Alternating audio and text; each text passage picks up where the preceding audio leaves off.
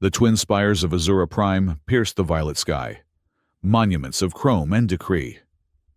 This was the heart of the Orion Empire, a civilization built on the bedrock of strength. And at the center of that heart was the Galactic Dojo, an institution whose granite gate separated the worthy from the weak. It was more than an academy.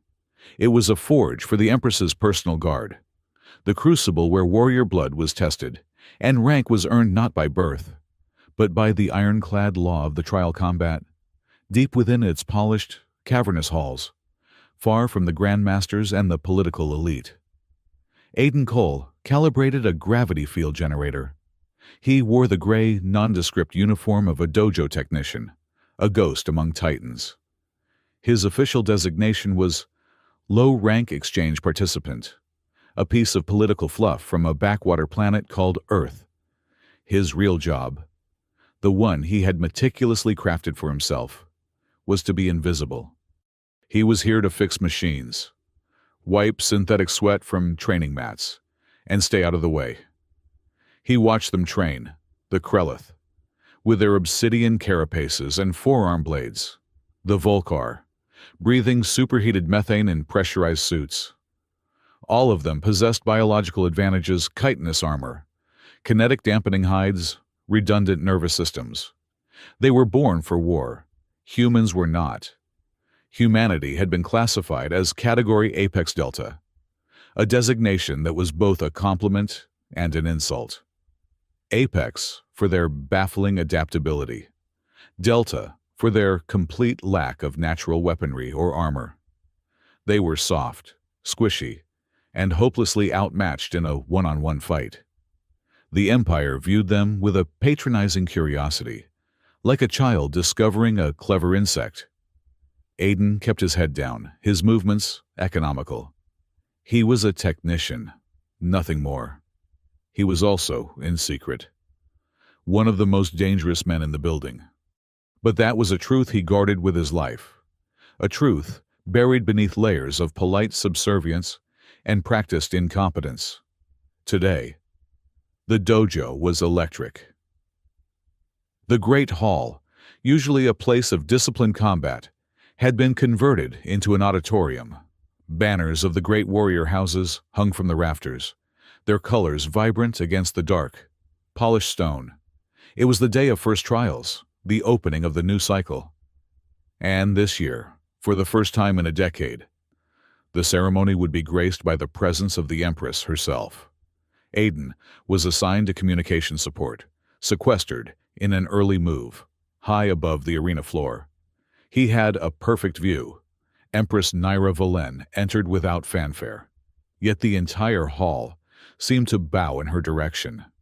She was tall, encased not in armor, but in a gown the color of a nebula. Her features sharp and intelligent. She moved with a liquid grace that spoke of a different kind of power, one that did not need to roar to be heard. She stepped to the podium.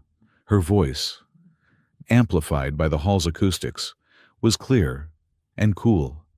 She spoke of honor, of duty, and of the sacred bond between the throne and its protectors. Then she deviated from the traditional script. For generations, we have defined strength by the shield that resists the blow, by the claw that rends the armor, she said, her eyes sweeping across the assembly of hopefuls. But the galaxy is changing. The old definitions may no longer be enough. Today, as we begin this new cycle, I hope to see more than just power. I hope to see ingenuity. I hope to witness a new definition of strength. A ripple of confusion passed through the warrior caste nobles. This was not the blood and iron speech they expected, but one, being in the hall, understood her perfectly. High Warden Kargoth, the Galactic Dojo, stood at the edge of the ceremonial platform. He was a Xylos, a mountain of muscle and gray, rocky hide. His face was a mask of rigid traditionalism. He clapped his massive hands together, a sound like boulders colliding, and the Empress's subtle message was buried under the noise. "A noble sentiment from our glorious Empress," his voice boomed. overriding her quiet authority. And now, to honor her presence, let us begin the trials. Let us show her the true meaning of power. Kargoth's eyes scanned the crowd, and for a chilling second, they seemed to lock onto Aiden's alcove. The High Warden controlled the media feeds within the dojo, and he had spent weeks ensuring the human element was treated with appropriate scorn. Holoclips of Aiden fumbling a power conduit or slipping on a freshly cleaned mat had been comedic fodder in the barracks. Kargoth was solidifying the narrative the human was a joke. The ceremony began. Aspirants were called, one by one, to perform feats of strength, to spar with trainers, to demonstrate their biological gifts. It was impressive and deeply repetitive. Then Kargoth raised a hand for silence. We have a unique presence with us today. Cultural exchange. A representative from a species classified Apex Delta. He gestured, not to the alcove, but to the arena floor, where a spotlight suddenly snapped on, illuminating an empty patch of tile. Aiden Cole, of Earth, stepped forward. Aiden's blood ran cold. This was not part of the plan. This was a public execution. He descended from the alcove, his movements stiff. He emerged into the light, feeling the weight of 10,000 pairs of eyes. He was in his simple gray technician's uniform, a data slate in his hand. He looked and felt like a lost caterer. The crowd tittered. The soft, pink creature looked so fragile. He serves as a technician here, Kargoth announced, his voice dripping with false magnanimity. A humble role, but perhaps he wishes for more. Perhaps he wishes to show us the hidden strength of his people. High Warden, Aiden said, his voice quiet but steady. I am here as an observer and a technician. I am not a participant. Nonsense, Kargoth boomed. The Empress herself wished for a new definition of strength. Surely, you would not disappoint her. Or from the ranks of the aspirants, a warrior stepped forward. He was Rock Thane, a Krelith champion. He stood at least 8 feet tall, his black carapace gleaming, his secondary arms folded across his chest. His voice was a dry rattle. High Warden, I would test this specimen. I will sponsor him for a survival trial. A survival trial, not a spar. A fight for life. The crowd roared. This was entertainment. A generous offer, Rock Thane, Kargoth bellowed. A chance for a human to earn his place. What say you? Aiden Cole. If you survive, you will be granted an honorary ranking. A great honor for your people. Aiden looked at Kargoth, then at Rock Thane. This was a setup.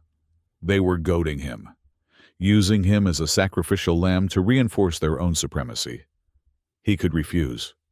He could walk away in humiliation, be deported, and spend the rest of his life wondering. I am a technician, he repeated, his voice tighter. I am not a warrior. A coward, then, Rock Thane hissed. As we expected, all bark, no bite, no claws, no armor, no spine. The insult hung in the air. But it was not the insult that broke Aiden. It was the memory that flashed, sharp and agonizing, behind his eyes. His sister, Alara.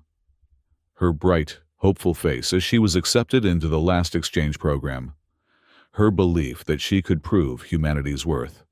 And then, the cold, official message, a training accident, a secret trial.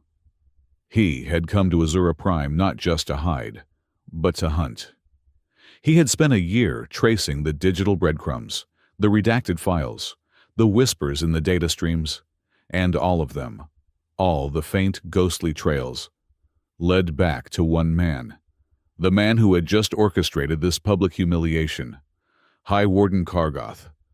Aiden looked at the High Warden, and the technician's mask dissolved. The practiced subservience evaporated. In its place was a cold, still calm that was more terrifying than any Krelith rage. This was it. This was the moment. He could not find the truth about his sister by hiding in the shadows. He had to step into the light, even if it was an executioner's spotlight. His vow for revenge, once a dull ache, now sharpened into a blade. He would not just find the truth. He would become the truth. "I accept the challenge," Aiden Cole said. The arena fell silent. Even Kargoth was momentarily surprised. The High Warden recovered quickly, a cruel smile splitting his rocky features. Excellent to the ceremonial mat, Rockthane slammed his primary fist together, raising his bladed forearms. He was a living weapon, a product of millennia of evolution engineered for one purpose: to kill. Aiden walked to the center of the mat. He placed his data slate gently on the floor. He stood in a relaxed posture, his hands at his sides. He looked like a man waiting for a bus. "Begin!" Kargoth roared. Rockthane did not hesitate.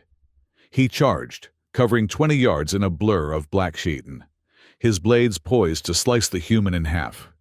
He was a biological certainty, an equation of mass and velocity that had only one answer. Aiden did not move. 1 second. Rockthane was halfway there. 2 seconds. The Krelith was leaping, bringing his full weight and all 4 of his bladed limbs down on the soft, unarmored target. 3 seconds. The crowd inhaled, bracing for the spray of red. At the apex of the Krelith's jump, at the very last microsecond, Aiden moved. He did not dodge. He shifted. It was a shadow step, a simple pivot and weight transfer from an ancient earth martial art. He moved less than 6 inches, just enough for Rockthane's primary strike to miss. 4 seconds. The Krelith, his attack missing its target, was now committed to his landing. His momentum a runaway train.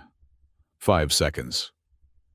As Rockthane's feet hit the mat, Aiden activated his gravity anchor. It was not a technology. It was a purely human skill, a conscious tensing of his core, his legs, and his back, combined with a lowering of his center of gravity, taught by masters in high-gravity dojos.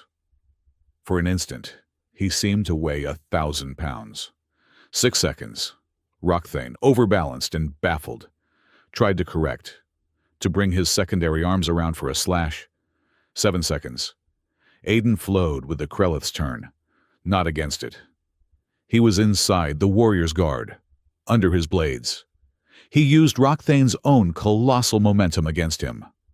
A principle the Krelith, who relied on pure force, could not comprehend. 8 seconds. Aiden's left hand shot out, not in a punch, but with a stiffened 2-finger C-grip. 9 seconds.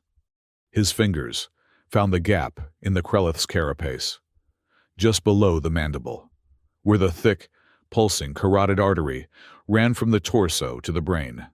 10 seconds. As he applied pressure to the artery, his right hand simultaneously grabbed Rockthane's stabilizing leg, and his shoulder drove into the warrior's hip.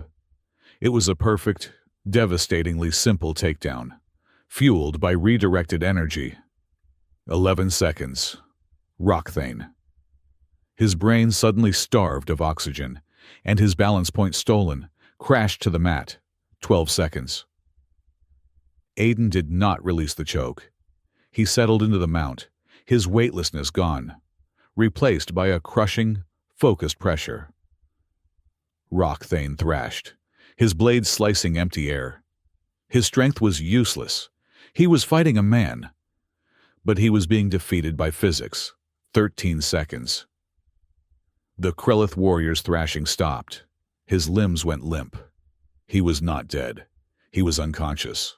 A perfect, bloodless, technical victory. Aiden Cole stood up. He was not even breathing heavily. The arena was a vacuum.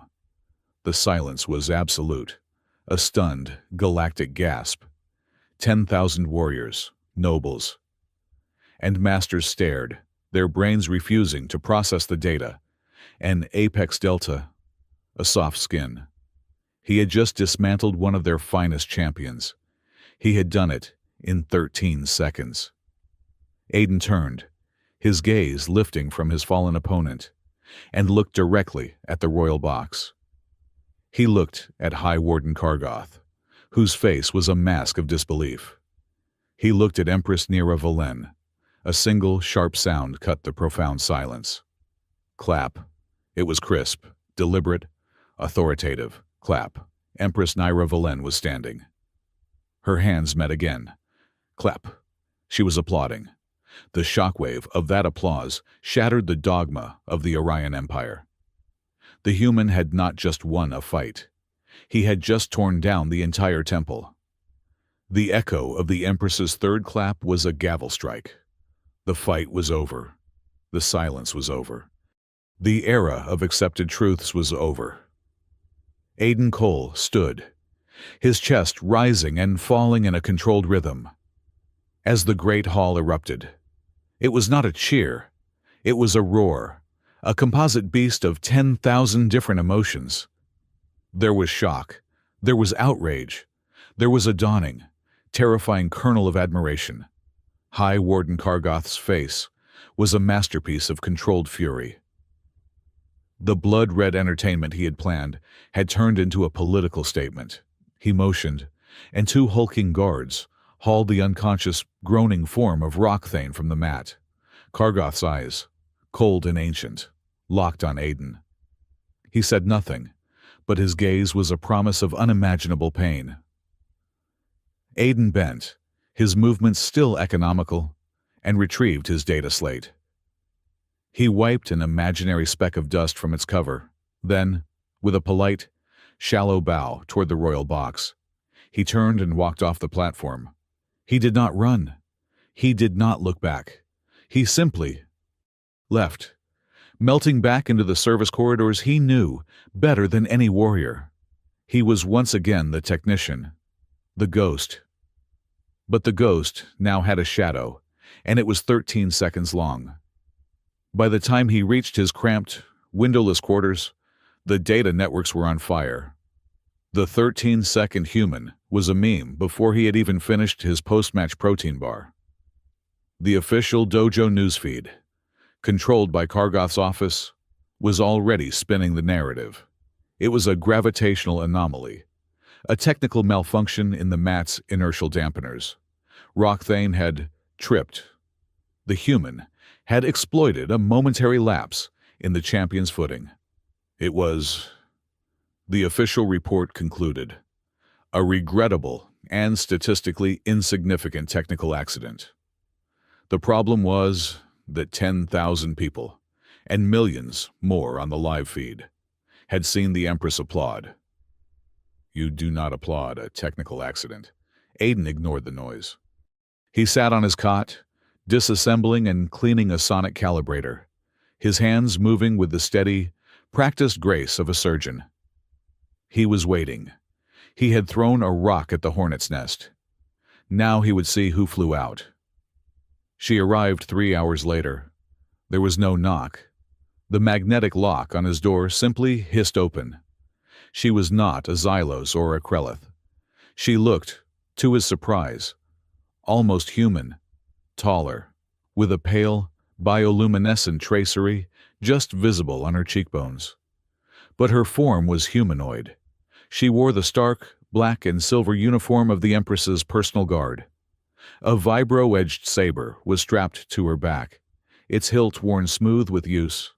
She was, he knew, Arya Cade, the sword hand of the Empress, a woman rumored to have dueled a rogue war mech, and won. She did not enter. She filled the doorway, her arms crossed, her eyes the color of a winter sky. The Empress wishes to know, Arya Cade said, her voice low and devoid of accent. If you are a fool, or if you are a liar. Aiden did not stop his work. I'm a technician, ma'am. Technicians do not incapacitate Krelith battlemasters. He slipped, Aiden said, his eyes on the tool. He did not slip. She took one step into the room. The space suddenly felt very small. You used a classic Tarsian pivot shift to destabilize his center of mass and followed it with a ninth form kinetic transfer. And the choke. That was not a brawl. That was an assassination, performed with an artist's restraint. Aiden finally looked up. He met her gaze. It was an application of leverage, ma'am. He was very large. A small, dangerous smile touched her lips. He was. Now he is the most famous napper in the Empire, and you are the most famous technician in the galaxy. This complicates things. I did not ask for the complication, he said. No, she agreed. You merely engineered it. The Empress requests your presence, at midnight, at the Star Garden. Come as a technician. If you come as anything else. Her eyes flicked to his hands. I will be forced to see if your technique works when you are in two separate pieces. Just one question, Aiden said as she turned to leave. Was that her interrogation? That, Arya said without looking back. Was the interview? The interrogation is much less pleasant. Do not be late. The lock hissed shut. Aiden finished cleaning the tool. He was right. The hornets were flying, and the Queen had just sent her deadliest soldier. The Star Garden was at the apex of the central spire, an open-air dome where the atmosphere was held in by a shimmering containment field. Below, the lights of Azura Prime glittered like a fallen constellation. Empress Naira Valen stood alone, gazing not at the city, but at the dark, empty void between the stars. High Warden Kargoth is furious, she said. As Aiden approached, she did not turn. He believes you have irrevocably stained the honor of the dojo. He says you are a trickster, a cheat, who used, and I quote, soft, cowardly, and dishonorable methods. Empress, Aiden said, bowing his head. He wants you executed, she continued placidly. Or, at the very least, fed to his personal vorak. He has petitioned me 3 times in the last 4 hours. And what did you say? I said that applauding a technical malfunction would make me look foolish.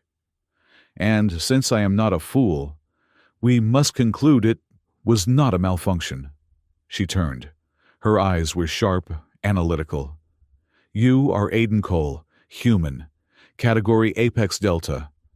Your sister was Alara Cole. She died here, in a training accident, 1 year ago.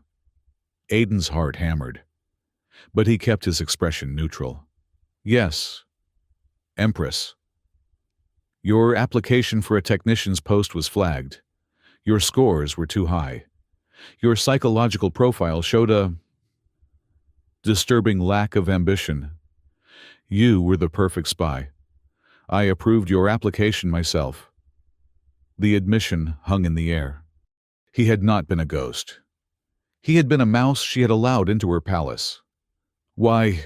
He asked. Because the dojo is sick, she said, her voice hardening. It has become a temple to brute force, a monument to the High Warden's archaic philosophy.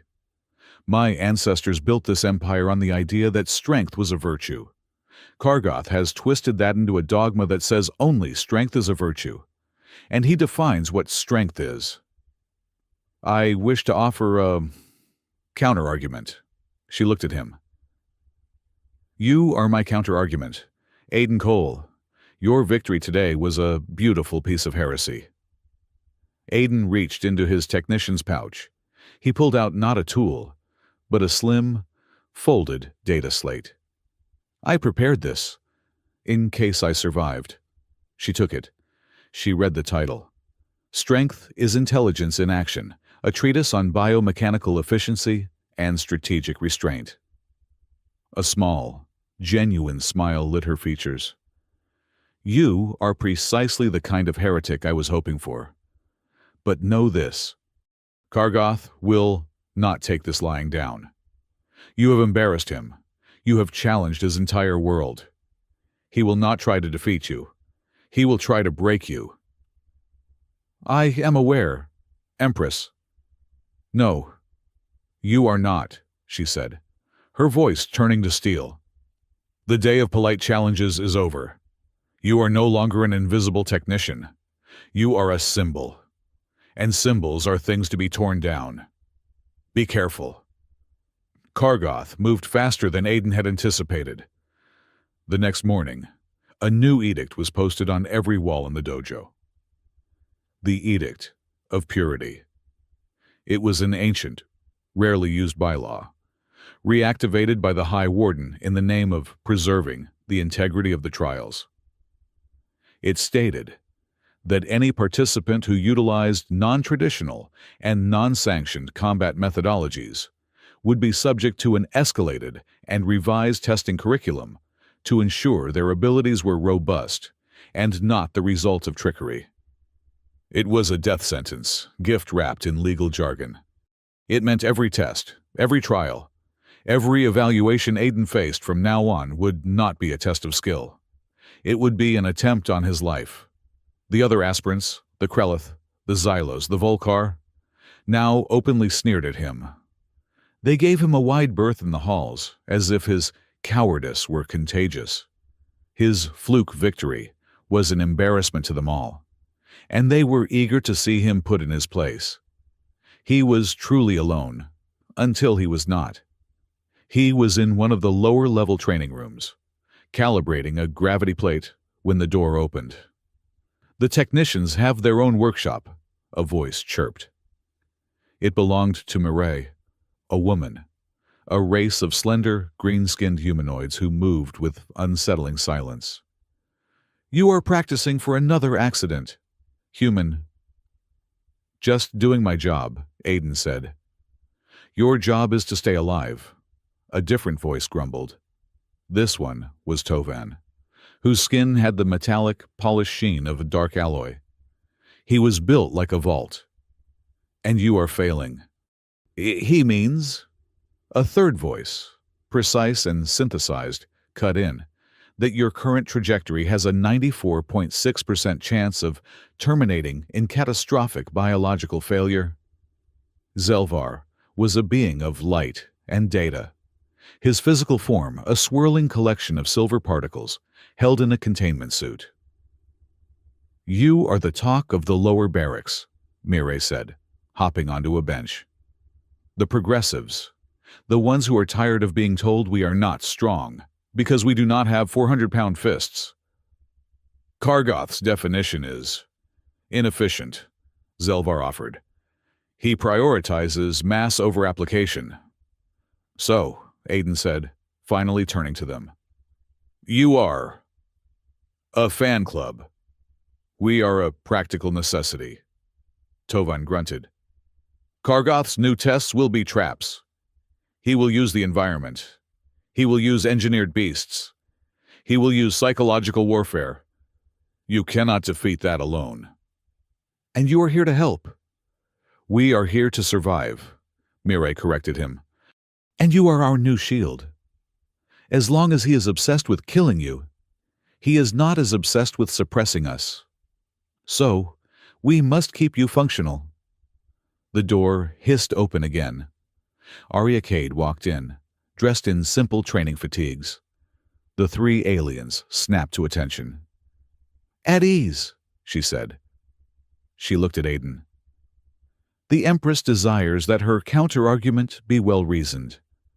I am here to ensure you do not get yourself killed by your own arrogance. I am touched by the sudden outpouring of concern, Aiden said. Do not be, Arya said, tossing him a padded training jacket. She gestured to the aliens, are right. Your next test is in 3 days. The Chamber of Shifting Elements. Kargoth has personally overseen its calibration. He has added a new variable, lethal environmental instability. Which means what? It means the floor will drop out, the walls will crush you, or the air will be set on fire. Probably all three, Tovin grumbled. So, Aiden said, pulling on the jacket. We train. The next 3 days were a blur of controlled agony. They were not just warriors. They were specialists. Tovan taught him how to read structural stress points, how to find the single bolt or joint that, if struck, would compromise an entire structure. Mireille taught him a new form of meditation, how to slow his heart rate, how to filter his breathing, and how to smell a chemical change in the air. Zelvar provided constant data, running simulations, finding the mathematical flaws in Kargoth's perfect traps. And Arya fought him. She was not like Rockthane. She was not a force of nature. She was a void. She anticipated his every move. Her style a fluid, terrifying blend of offense and defense. She forced him to abandon his practice sequences, to improvise, to think. You are too reliant on the counter, she chided, blocking his arm and twisting his wrist in a way that sent pain lancing up to his shoulder. You wait for the opponent to define the fight. What happens when the opponent is in a room full of lava? I do not punch the lava. He grunted, twisting out of the hold. No, she said, sweeping his leg. He hit the mat hard. You found the thermostat. Stop thinking like a fighter. Start thinking like a problem solver. In those 3 days, a loose, wary alliance was formed. They were a collection of outcasts, united by a common threat. On the night before the new trial, Aiden was back in his quarters. He was exhausted, his body a symphony of new bruises, but his mind was clear. He pulled up his sister's file, the official training accident report. He had read it 100 times, 1,000. It was all so clean, so sterile. Subject expired due to catastrophic equipment failure in Trial Bay 4. But he was not the same man he was a week ago. He was not just a grieving brother. He was a symbol. He had access to new sub-networks now, granted by Zelvar. He cross-referenced the equipment log. He checked the maintenance schedules, and he found it. The authorization for his sister's special trial had not been a standard dojo form. It was a personal directive, and at the bottom was a seal. He zoomed in, his heart pounding. It was not the generic seal of the dojo. It was the personal, encrypted sigil of the High Warden. Kargoth had not just overseen her trial. He had ordered it. The cold, focused anger returned. This was no longer just a suspicion. This was proof. His quest was no longer for revenge. Blind revenge was a blunt instrument. This required a scalpel. He would not just kill Kargoth. He would dismantle him. He would expose the truth before the entire empire. The chamber of shifting elements was a nightmare. It was a massive, suspended cube. As Aiden entered, the walls began to move. The floor tilted. Jets of superheated steam erupted from hidden vents. In the observation deck above, Kargoth watched, his arms crossed. He had a look of serene satisfaction, but Aiden was not the same man. He did not fight the room. He did not brace against the tilting floor. He flowed with it. He used the wall's momentum to launch himself, as Arya had taught him. He saw the stress joint in the crushing pistons, as Tovan had shown him. He struck it, not with force, but with precision. The pistons locked.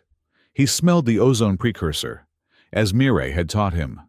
A split second before the electrical discharge, and he was already grounded. But one thing bothered Arya Cade. I do not know, Aiden said, and it was the truth.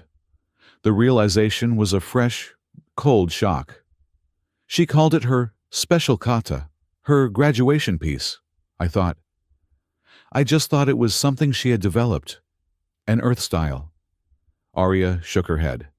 the terrible understanding dawning on her own features. No, that is not an Earth style. That is a plea of judgment. It is an ancient, coded challenge, used only by those who believed they were wronged by the system, to appeal directly to the Empress's eyes. It is high treason for a commoner to even know it. She was not a traitor, Aiden said, his voice dropping to a low growl. Perhaps not, Arya said, her voice softening just a fraction.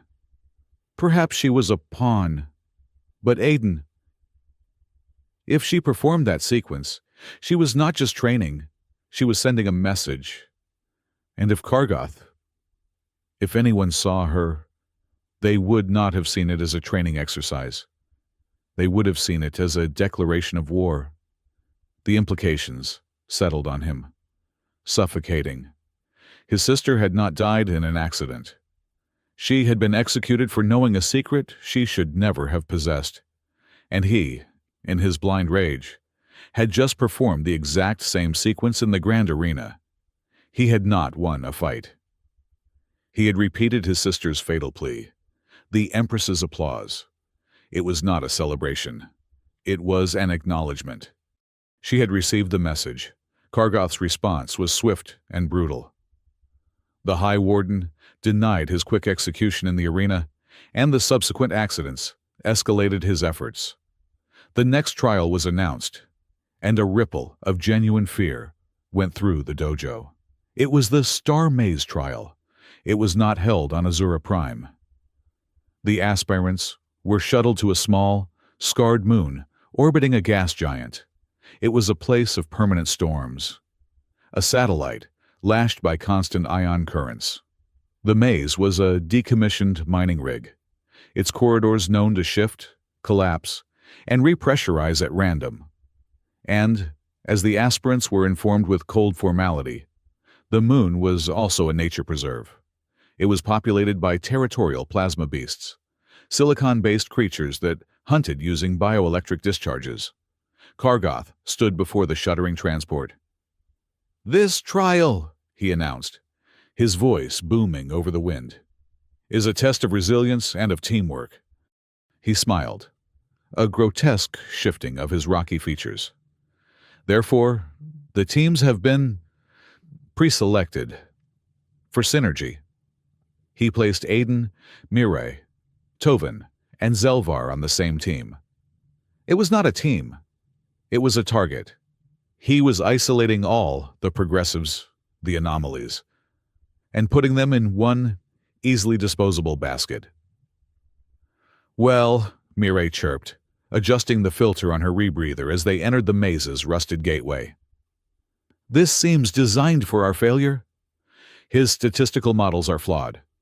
Zelvar's synthesized voice buzzed. "He assumes we are 4 weak units. Instead, we are a single, highly specialized unit." "I am a specialized unit for lifting heavy objects," Tovin grumbled, tapping a corroded support beam. "This entire place is an insult to engineering." "Then let us find a way to insult it back," Aiden said. The hunt for his sister's killer had become a war for survival, and these were, unexpectedly, his soldiers. "Mirai, you are on point. Tell us what you smell." "Tovan, you are our shield." "Zelvar, map everything. Do not trust the maze's official layout. I will watch for the traps." The trial was chaos.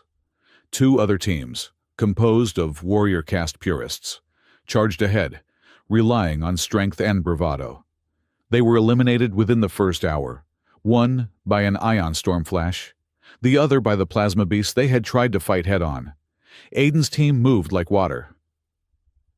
"Low cost, maximum efficiency," Mirai would raise a hand. "Ozone and copper," she would whisper, and they would divert, avoiding a plasma beast's lair. Tovan would grunt. "Unstable," pushing them away from a corridor just before it collapsed. Zelvar was their memory, building a 3-dimensional map in real time. They were in a collapsing junction when an ion wave hit the rig. The lights died. The floor gave way. Aiden fell. He landed hard on a metal catwalk, his body absorbing the impact. The air was different here. Stale, filtered. Below him, his team was yelling his name, but the storm was drowning them out. He was in a service tunnel, but it was clean, not rusted. He followed it. It ended in a reinforced hatch. It was locked. But the mechanism was simple. An old, magnetic tumbler system he had repaired 100 times. He worked the tumblers, and the door hissed open. He was not prepared for what he saw. It was a control room, not a dojo-sanctioned one. This was a shadow post, built into the station's bones. It had its own power, its own communications, and a plush, leather-bound chair. The screens were not monitoring the trial. They were monitoring financials. Aiden's blood ran cold. He approached the main console. The logs were encrypted, but the cache was still active. He saw betting odds. He saw off-world accounts. He saw transfer codes. Kargoth was not just a purist. He was a bookie. Aiden bypassed the active screen, digging into the archived logs. He searched for a date. 1 year ago. He found it. Special exhibition. He keyed in the authorization. The log opened. It was a list of paid subscribers, high-ranking nobles, betting staggering sums on a private trial. And there, in the cold, clear data, was the proof. Asset 1 Rockthane. Asset 2 Alara C. Human. The log detailed the wagers. Odds on her survival, 1,000 to 1. Odds on her lasting more than 30 seconds, 500 to 1. It was a show, a high-priced private execution, streamed to the bloodthirsty elite. And at the bottom, the authorization for the payout, the final sign-off, was Kargoth's own private sigil. He had found it, the truth. His sister had been fed to the lions for profit. Aiden copied the entire data log. This was the weapon. This was the justice he had been seeking. He found his way back to his team, his face a mask of cold resolve. They finished the maze, emerging into the gray, stormy light, the only team to survive. Kargoth, waiting at the exit, looked positively ill. Aiden did not speak. He walked past the High Warden, his stolen data burning a hole in his drive. He found Arya in the upper-level meditation chamber. He needed to know. He had to know. "Arya," he said, his voice quiet. "I am going to ask you a question, and I need you to know that my life, and probably yours, depends on the answer." She opened her eyes. She saw the change in him. The grief was gone, replaced by a terrible certainty. "What is your loyalty?" he asked. "Is it to the Empress, or is it to the throne?" She stood. "That is a dangerous question." "I have a dangerous answer." Arya looked out at the city lights. "When I was young, I was a statistical marvel. Perfect reflexes, ideal bone density, 0 genetic flaws. I was taken, held up as the shining example of the eugenics program. I was the model for what the Empire should be." Her voice was tight, brittle. "I spent my entire youth being a poster. I ate what they told me. I trained how they told me. I believed what they told me. I was loyal to the system. And then I saw what the system did. I saw them retire aspirants who failed to meet the criteria. I saw them purge bloodlines that were impure.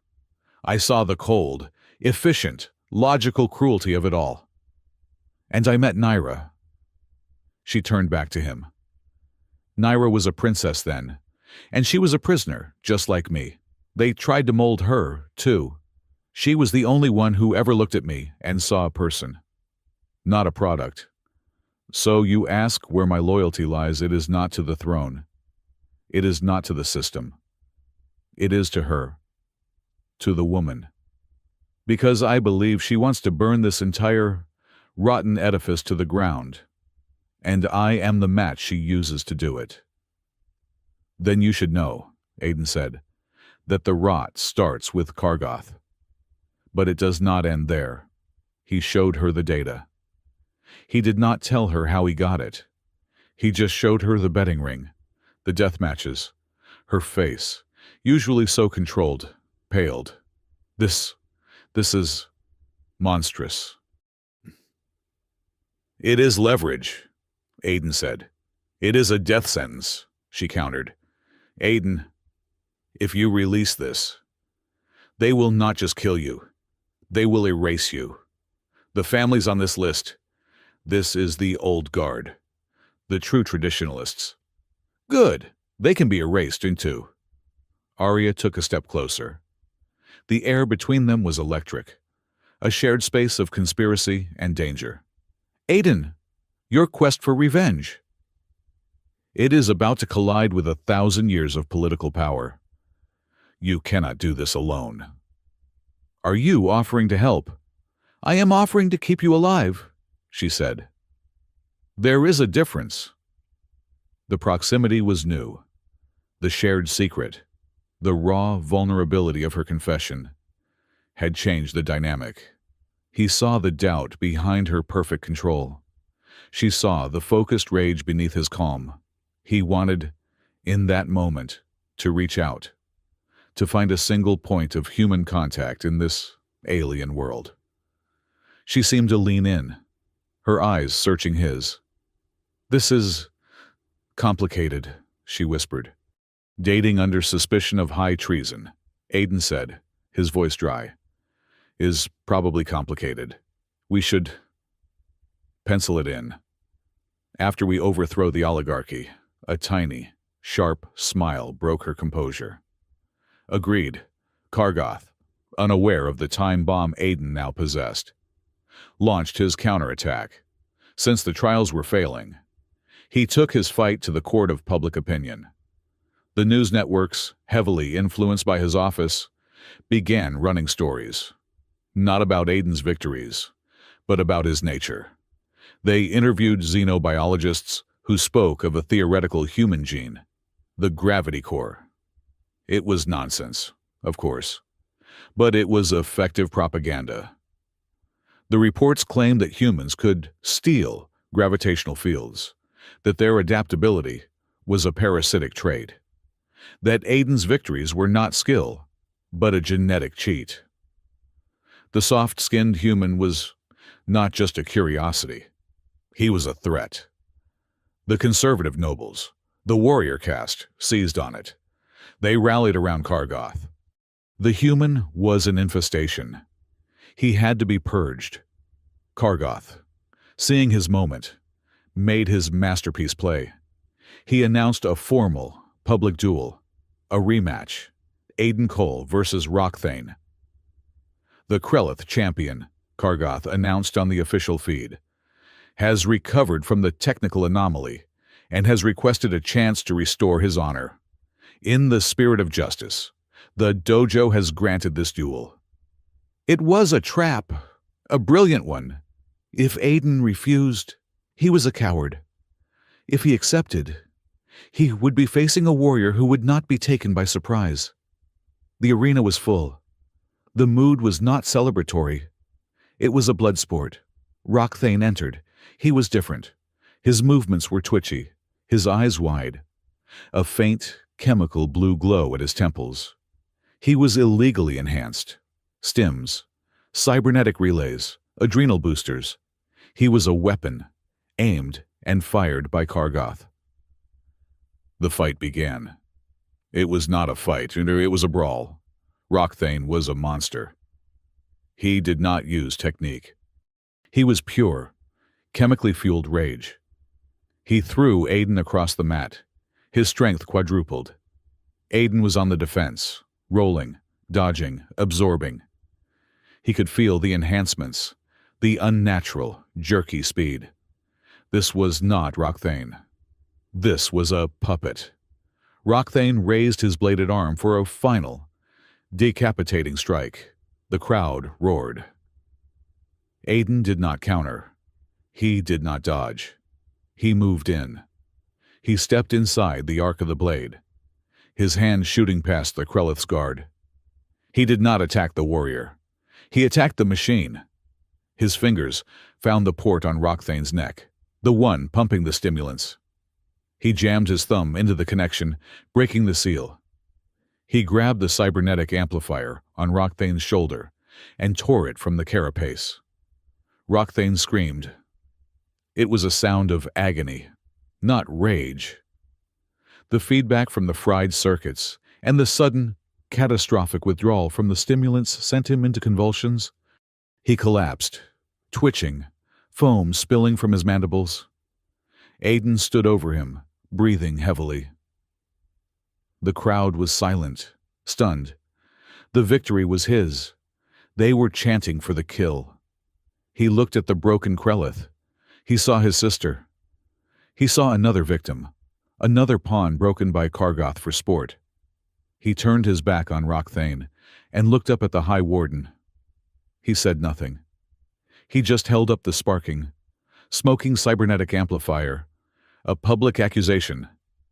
Then he turned and walked away, leaving his defeated, living opponent on the mat. He found Rokthane in the medbay hours later, detoxing and trembling. "You did not kill me." The Krelith rattled, his voice weak. "He would have," Aiden said, staying by the door. "Kargoth, he used you, just like he used me. He wanted a show." Rokthane looked at his own trembling, four-fingered hands. "He did. He did it before. The human girl. Your kin." Aiden's blood stopped. "What did you say? He told me she was a spy," Rokthane whispered, shame clear in his voice. "He said it was a righteous execution. He enhanced me then, too. I was his instrument. I did not know. I swear. I am shamed. I am broken." It was the final piece, the confession. Aiden reviewed his data, the betting logs, Rokthane's testimony, and the video file of Alara's trial. He looked at the authorization. The seal. He showed the seal to Zelvar. "Analyze this. Cross-reference. Not with the Dojo. With the Imperial Archives." The answer came back a minute later, and it chilled him to the bone.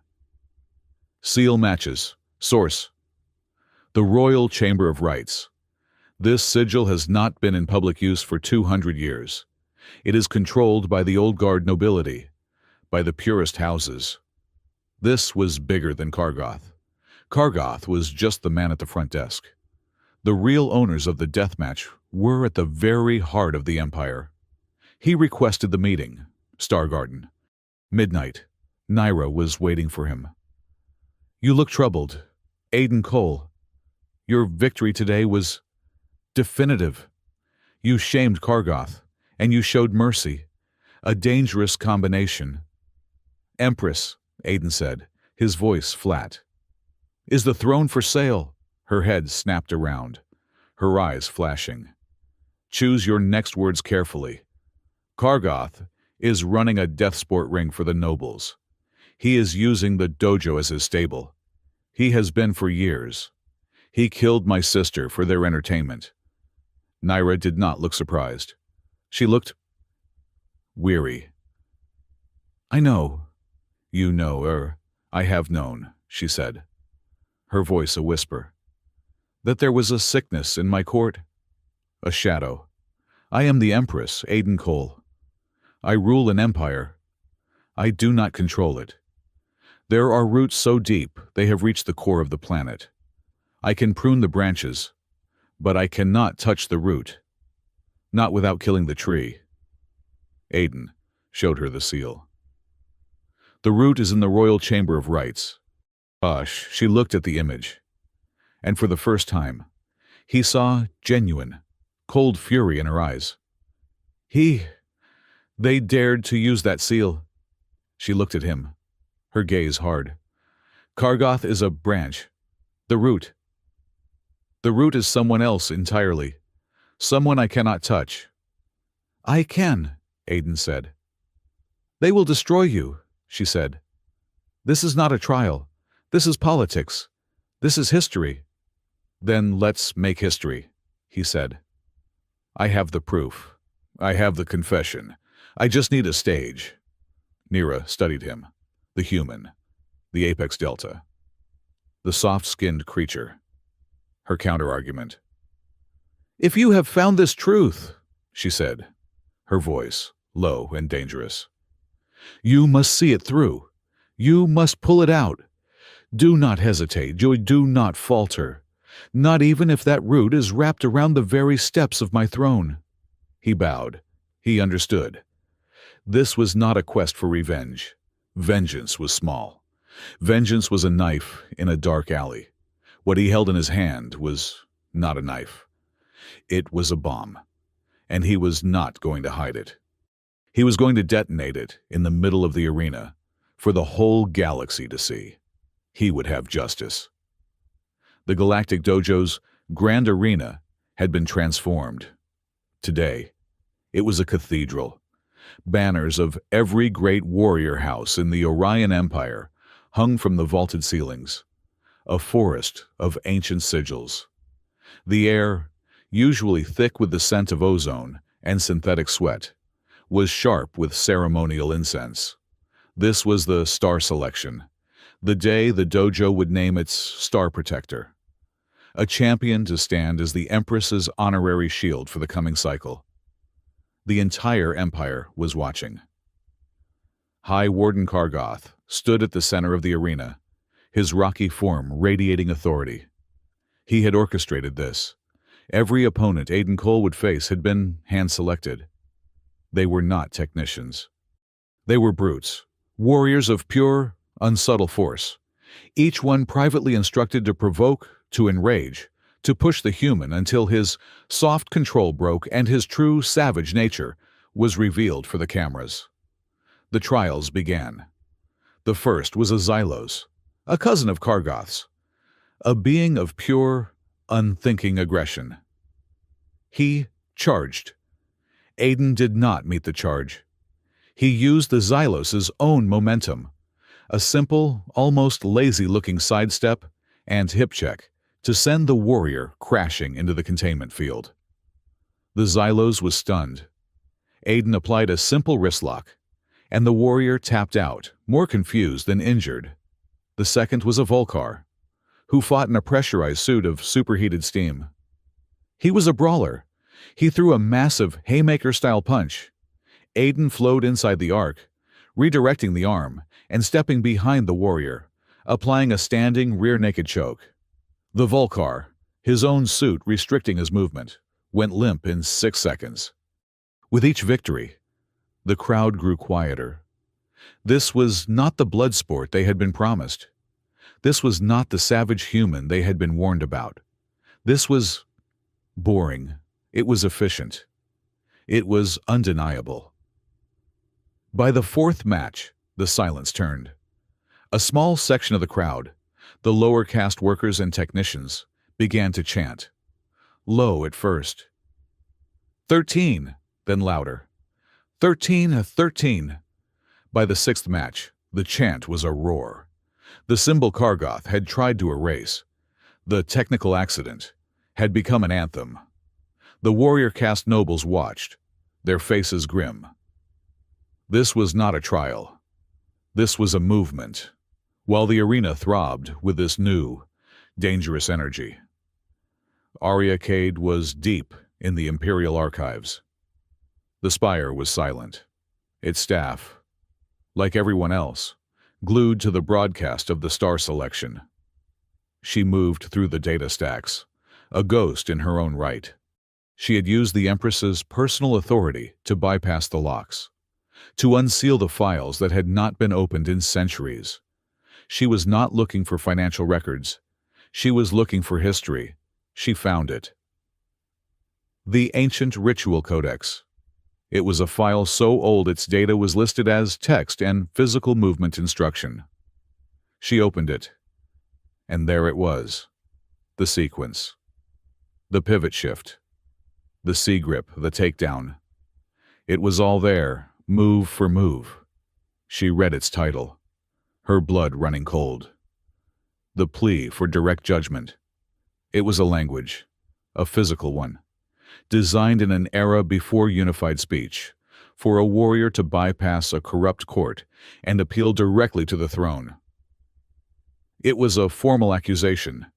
It was a request for a trial by combat, not of the body, but of the truth. Arya finally understood. Ilara Cole had been trying to speak this language. She had been trying to accuse her captors, her tormentors, and they had killed her for it. Arya looked at the live feed. At Aiden, standing calm in the arena as his latest opponent was helped from the mat. He had performed the first verse. Now, she realized, he had to be given the chance to speak the rest. Back in the arena, Kargoth was furious. His plan was backfiring. He called for the final opponent. The beast of Koros. It was not a warrior. It was a thing. A bioengineered creature, all claws and rage, its cybernetic enhancements gleaming. It was designed for one purpose: to tear things apart. The beast roared and charged. Aiden, for the first time, seemed to be on the defensive, dodging, weaving. The crowd screamed. This was the violence they had been waiting for. But Aiden was not dodging. He was studying. He was watching its footfalls, its weight distribution. The beast was all power, but it had no center. It lunged, and Aiden moved. He did not attack it. He planted his foot, anchored his gravity, and simply tripped it. The massive creature, its momentum unstoppable, tumbled, crashing into the arena wall with enough force to shutter the entire platform. Before it could rise, Aiden was on its back, his hands finding the juncture where its cybernetic spine met its biological one. He did not strike. He just applied pressure, a crushing, focused weight, until the beast went limp, its systems rebooting. He stood. He was untouched. The arena exploded. The chant of 13 was deafening. "This is a mockery," Kargoth roared, his voice amplified, trying to regain control. "He refuses to fight. He uses his tricks. He is a coward." Aiden Cole ignored him. He turned his back on the High Warden. He faced the royal box. He faced the Empress Nira. And he began. He moved. It was not a kata. It was not a fight. It was a speech. His left hand swept out. A declaration. His right foot slid. An accusation. His body pivoted, presenting the evidence. His hands came together. A cross-examination. Each movement was precise, ancient, and filled with a cold, clear, undeniable meaning. The nobles who knew, the old blood traditionalists, gasped. Their faces went pale. This was not a celebration. This was high treason. This was an ancient, forgotten law being invoked. Aiden finished. His hands were open, his gaze locked on the Empress. He was not challenging her. He was asking her. He broke the ritual silence. His voice, amplified by the arena's own system, was clear and calm, cutting through the stunned silence. "I, Aiden Cole, of Earth, do invoke the right of direct judgment. I accuse High Warden Kargoth and his hidden masters of high crimes against the Empire, of running an illegal death sport, of murder for profit. I demand justice for my sister, Ilara Cole, and for every victim of their shadow ring." The entire galaxy held its breath. Empress Nira stood. She did not look at Aiden. She looked at her High Warden. "Kargoth," she said, her voice amplified for all to hear. "The plea has been made. It is your right to answer it. You have been accused. What say you?" Kargoth's face was a mask of disbelief, which quickly reformed into a sneer. "Answer. I answer that this is a lie. He strode to the arena's main console. The human speaks of justice. He is a spy. His sister was a spy, and I have the proof. He slammed his fist on a control. The massive hollow projector at the center of the arena, the one that had been showing Aiden's victory, flickered. It showed Alara. But it was wrong. The footage was grainy, cut, and edited. It showed her attacking a Krelith guard. It showed her using soft techniques to disable a dojo security system. It was a masterpiece of disinformation, edited to make her look like a saboteur, a violent infiltrator. She was a danger, Kargoth bellowed. She sought to poison our ways, just as he does. They are insidious. They are a plague. They are weak, so they use tricks to destroy us from within. The hall erupted. The warrior caste, the traditionalists, the nobles who had been shamed by Aiden's victories, seized their moment. Expel the human, a duke roared. Purge the soft blood, another screamed. The crowd was turning, the energy of the chant twisting into a mob's fury. He lies. The voice was not amplified. It was raw, guttural, and full of pain. It cut through the din. Rockthane stepped from the shadows of the entrance tunnel. He was not in armor. He wore a simple, gray medical tunic. He was scarred, but his eyes were clear. He walked onto the arena floor, his steps heavy. He lies, Rockthane said again, his voice cracking. He turned to the royal box. Empress, I was his instrument. The Krelith warrior looked at Aiden, a look of profound shame. Kargoth. He enhanced me. He forced me. He told me it was justice, and he told me she was a spy. He then looked at the assembled nobles. I was forced to kill. For the show. For their show. He raised a trembling hand and pointed. Not just at Kargoth, but at the enclave of high-born nobles, the ones from the purest houses. The payments, Rockthane choked out. The logistics for the special equipment, the private streams, they were all authorized. They all came from the Royal Chamber of Rights. A bomb of silence. The name had been spoken. The root had been exposed. Empress Naira Valen stood to her full height. Her face was no longer weary. It was steel. High Warden Kargoth, she declared, her voice ringing with imperial power. You are hereby suspended of all duties. You are under arrest. Rockthane, you are granted full imperial protection. She looked at the nobles. I am launching a full, independent investigation into the Royal Chamber of Rights. Every seal, every transfer, every account will be opened. No! A voice hissed. It came from everywhere. Before the Empress could finish her decree, before the Imperial Guard could move to detain Kargoth, they came. From the rafters, from the service tunnels, from disguised positions among the crowd. A dozen figures, clad in matte black armor that absorbed the light. They wore no sigils. They were anonymous. They were the Ghost Cowl, the secret enforcers of the traditionalist nobles, a force that was not supposed to exist. They were not guards. They were assassins. And they moved with terrifying speed. Their targets were clear. The Empress, Rockthane, and Aiden Cole, Chaos. The crowd screamed, stampeding. Arya Cade, who had returned to the royal box, was already moving. Her vibro-saber ignited with a snap hiss. She intercepted two of the assassins, a blur of silver and black. Kargoth, in the confusion, was trying to escape. Two more assassins, their blades glowing a dull red, lunged for Aiden and Rockthane. Aiden grabbed the Krelith. Move! He did not fight them. Not at first. He moved. He pushed Rockthane behind a massive ceremonial pillar, the assassin's blades slashing the stone.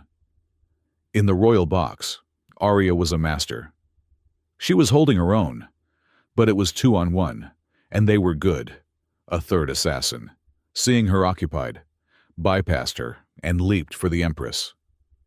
Nyra did not flinch. Aiden saw it. He could not get there. He had his own problems. The two assassins had cornered him and Rockthane. They were coming in. A professional, coordinated attack. Aiden pushed Rockthane back. Stay. He faced them. The assassins lunged. And Aiden Cole, in front of a live, galaxy-wide broadcast one, proved his point. He did not punch. He did not kick. He flowed. He used the first assassin's lunge, redirecting the blade into the floor. He spun, catching the second assassin's arm, and applied a joint lock that made the warrior scream and drop his weapon. He did not break the arm. He just held it. The first assassin recovered, slashing at his back. Aiden spun, ducking under the blade, and moved inside the assassin's guard, applying a standing choke, his arm clamped around the warrior's neck. The assassin thrashed, his armor useless, his helmet restricting his breath. He went limp in 8 seconds. Aiden released him gently, letting the body slump to the floor. He turned to the second assassin, who was clutching his dislocated shoulder. Aiden simply looked at him. The assassin, his mission failed, his partner down, scrambled away into the panicking crowd. It was over in less than 15 seconds. No blood, no death, just efficiency. He looked up at the royal box, the third assassin, the one going for Nyra. He was raising his blade for the killing blow. Clap. A single, sharp, impossible sound. The assassin froze, his blade an inch from the Empress's throat. He was baffled. Empress Nyra Valen looked at him. She was not afraid. She was bored. And she was applauding. Clap. The sound cut through the assassin's training. It was so illogical. That pause was all Arya needed. Her saber, having dispatched one of her opponents, flew, striking the assassin's wrist. The hand and blade fell. The remaining assassins, their primary targets defended, their shock and awe tactics shattered, melted back into the crowd. Silence, save for the whimpering of the crowd. Aiden ran to the royal box. He and Arya stood, flanking the Empress. Her saber was off. His hands were empty. Nyra Valen stepped to the podium. The live broadcast, miraculously, was still running. The galaxy had just seen everything. She smoothed her gown. She looked directly into the camera. "My people," she said, her voice as calm and clear as the Star Garden at midnight. "Today, we had a discussion about the definition of strength." She gestured to Aiden. "I believe that question has just been answered." The Empress's voice, amplified and unshakable, had just redefined strength for the entire galaxy. But in the chaos of the arena, the battle was not over.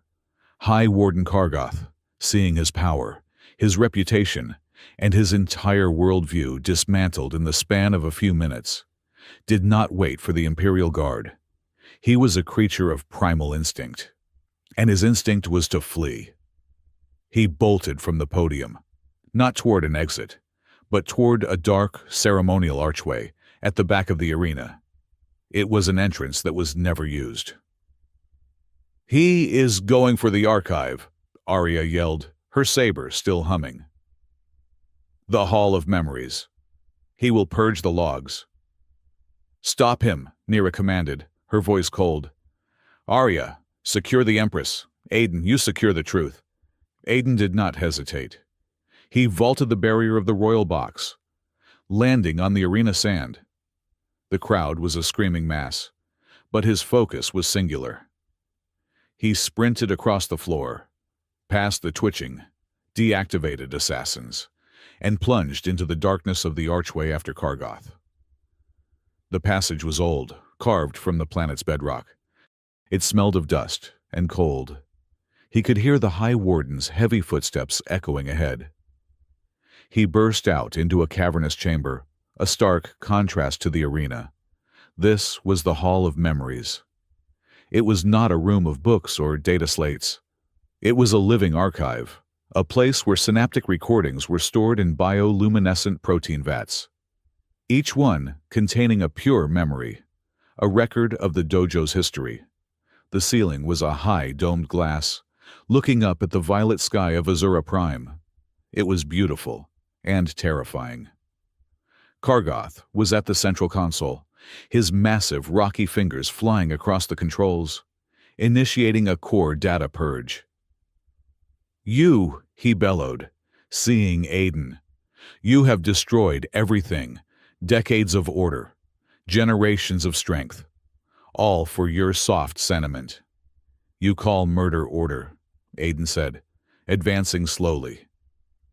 "You call a betting ring strength." It was culling. Kargoth roared. It was pruning the weak. "Your sister, your pathetic species, you are a disease, and I am the cure." His hand slammed down on a final control. A section of the floor opened, and a machine rose. It was not a simple suit of armor. It was an exoframe, a towering construct of biometal and pistons, its design mirroring the Xylo's physiology. It was what Kargoth wore for pacifying planetary uprisings. He stepped into it, and the machine sealed around him with a pneumatic hiss. It stood 12 feet tall, its arms ending in hydraulic claws. "You wanted to fight me." Human Up Kargoth's voice echoed from a speaker, metallic and monstrous. "You wanted to see true power. I will show it to you. I will crush you like the insect you are," the suit charged. It was not fast, but it was a wall of moving metal. Aiden did not retreat. He flowed. He dodged the first crushing blow, the claw shattering the stone floor where he had been standing. This was not a fight he could win with force. This was a battle of brain versus brawn, magnified 1,000 times. Kargoth swung again, a sweeping horizontal blow. Aiden ducked under it, the wind of the passage tearing at his tunic. He was inside the suit's guard, too close for the main weapons to target. "You are a coward," Kargoth roared, trying to back away.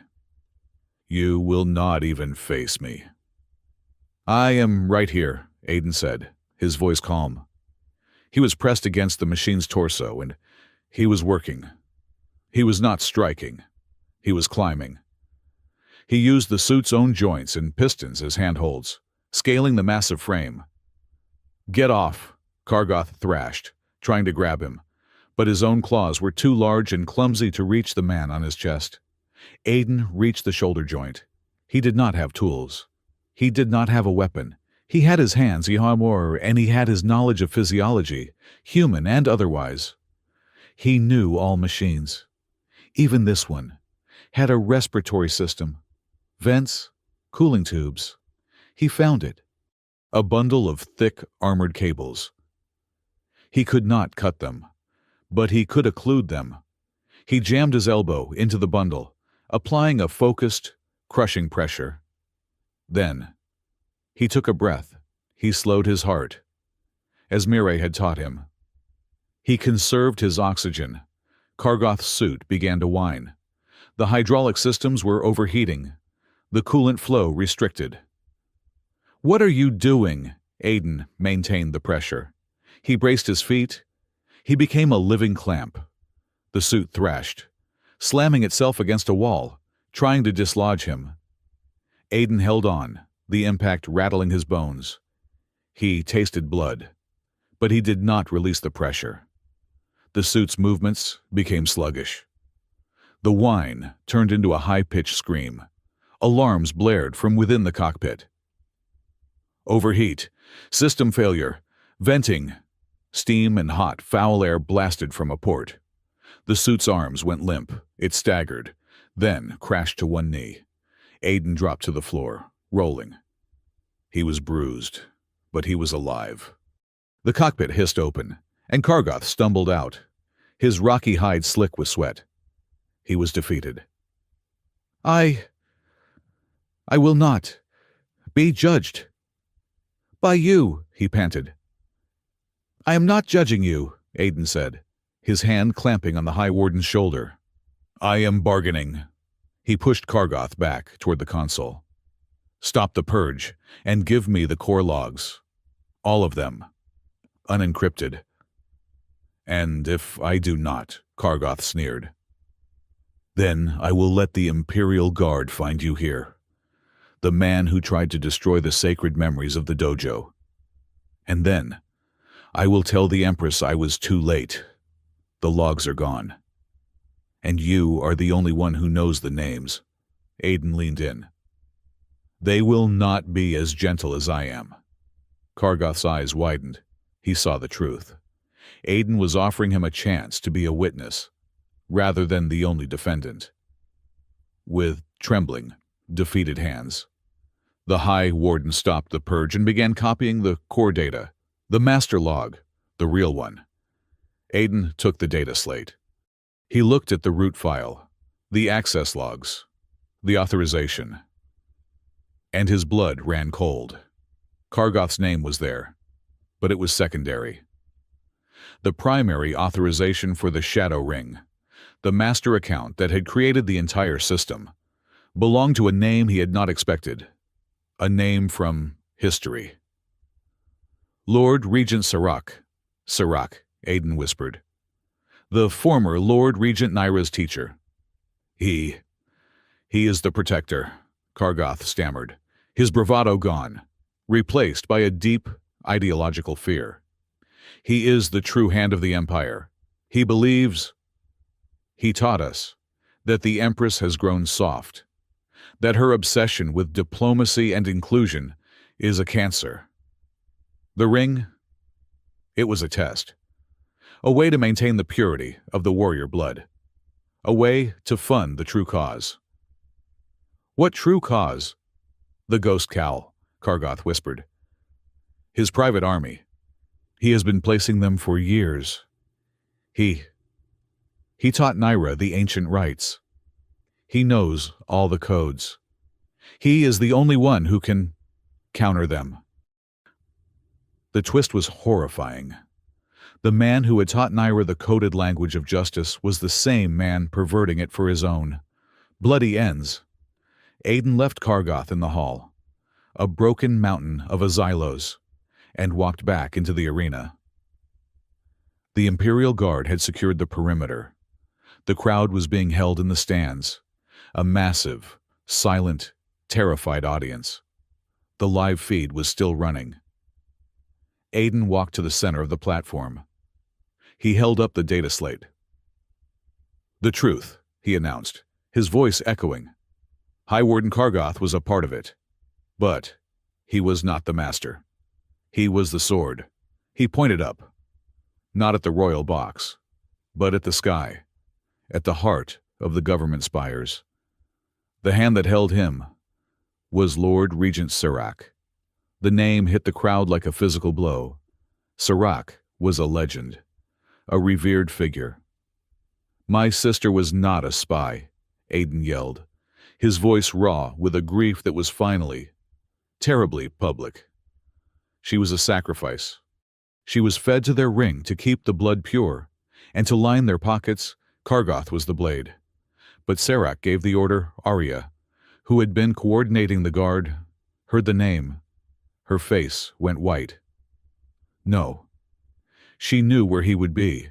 If Sirach was making his move, it would be at the one place that held more power than the throne, the Chamber of Rites, the heart of all imperial ceremonies. Lock down the Empress, she commanded her squad. Now! She took her own team, 4 of her best, and sprinted for the chamber. It was too late. Arya's team stormed the chamber, a high, vaulted room of marble and starlight. Serac was there. He was an old man, thin and frail-looking in his ceremonial robes. He was not alone. The ghost cowl, a dozen of them, stood as his honor guard. And in the center of the room, held in a golden, shimmering field, was Empress Nira Valen. "Arya Cade," Serac said, his voice a dry rustle. "How predictable. You always did place your loyalty with the girl, and not with the institution." "Let her go, Serac," Arya hissed, her saber igniting. "I cannot," he said. "She is unwell. She has been poisoned by outside influences." He held up a simple, black iron band. "Do you know what this is? Child, it is the Ring of Deprivation, an artifact from an era when empresses forgot their place. It is a lovely little device. It nullifies all ritual, all authority, all codes." He smiled. "The plea of judgment is void. Her applause means nothing. Her orders are just words." He had cut her off from the very power that defined her rule. He had, in effect, become the throne. "And now," Serac continued, "we must cleanse the system, starting with the human plague." He touched a control. "Guard, kill them all, starting with the Empress." The ghost cowl advanced. Nira, trapped in the field, looked at Arya, her face calm. "It is not over," Arya's communicator chirped. It was Aiden. "Arya, what is wrong?" "He has her," Arya yelled, parrying a blow from a ghost cowl. "Serac has the Empress. He has a device, the ring. It nullifies her power." Aiden was running, sprinting from the arena to the chamber. "Hold him! Just hold him!" He burst into the Chamber of Rites, his chest heaving. He saw it all in an instant. Arya and her team, locked in a desperate fight. Nira, a prisoner in a golden cage, and Serac, the architect of it all, watching. "Ah, the counter-argument," Serac sneered. "The human. You have caused me a great deal of trouble, you know. But it ends here." "Let her go," Aiden said, his hands empty. "And why would I do that?" "Because," a new voice said. It was Nira. She was looking at Serac, her eyes filled with a pity that was more insulting than hatred. "Because you are a coward, Serac. You hide behind your assassins, your devices, your ancient perverted rules. You speak of pure warrior blood, but you are afraid to test your own." Serac's pale face flushed. "I am the protector of that blood. I am the high priest of our entire culture." "Then prove it," Nira challenged, her voice ringing with a power the ring could not dampen. "You are the master of the ancient rites. Are you not? Then honor them. The final rite. The one that supersedes all others. One strike to decide the world. A ritual of life and death. You against my champion. For the freedom of my people. Or are you too afraid to risk your own skin?" It was a trap. A brilliant, desperate gamble. She had just publicly shamed the high priest of warrior culture. Serac looked at Aiden, the soft, weak human. Then he looked at Nira. "You would stake your empire on this?" "I would," she said. Serac smiled. This was a gift. He would execute the human, break Nira's spirit, and cement his power, all in one. Legal and righteous blow. "I accept," Serac said. He drew a long, thin vibroblade from his robes. "Let us finish this." Arya's team and the ghost cowl stepped back, forming a ring. "Aiden," Arya whispered. "He is a master. A grand master of the old form. He will kill you." "He will try," Aiden said. He took a breath. He stepped into the center of the ring, facing the old man. "One strike, human," Serac hissed. To the death! One strike, Aiden agreed. Serac moved. He was not a frail old man. He was a blur. He moved with a speed that defied his age. His blade, a silver line, aimed directly at Aiden's heart. It was a perfect textbook, killing blow. Aiden did not meet the blade. He did not block. He did not dodge. He entered. In the microsecond that Serac's blade was committed, Aiden moved. It was a single, fluid, impossible motion. One, a pivot step, moving into the strike, his shoulder just inside the arc of the blade. Two, an axis slide, his body rotating, his left hand deflecting Serac's weapon arm. Not by force, but by a simple, brutal redirection of its own momentum. 3. An artery clamp. His right hand, stiffened into a C grip, found Serac's neck, his fingers locking onto the carotid artery, just as he had with Rockthane. It all happened in a single, silent, devastating beat. Serac's blade clattered to the marble floor. His eyes went wide, not with pain, but with pure, unadulterated shock. He was unarmed. He was alive. And he was, in that instant, utterly and completely defeated. Aiden held the choke. He did not strike, and he did not twist. He just held. He watched the old man's eyes, holding him at the very threshold of unconsciousness. A perfect, controlled, non-lethal checkmate. He had chosen not to kill. The square, the chamber, the entire galaxy, watching on the feed, erupted. It was a sound of pure, unadulterated release. Arya Cade and her team, seeing their moment, moved. They were not fighting to kill. They were fighting to subdue. They disarmed and neutralized Serac's elite guard. Aiden released Serac, who crumpled to the floor, unconscious but breathing. He walked over to the golden cage. He did not know how to break it. He did not have to. With Serac's consciousness gone, the ring of deprivation sputtered, and the golden field dissolved. Naira stepped out, smoothing her gown. Arya's guard stormed in, cuffs in hand. One of them slapped the restraints on the groaning, defeated form of Kargoth, who had been brought up from the Hall of Memories. Another pair hauled Serac to his feet.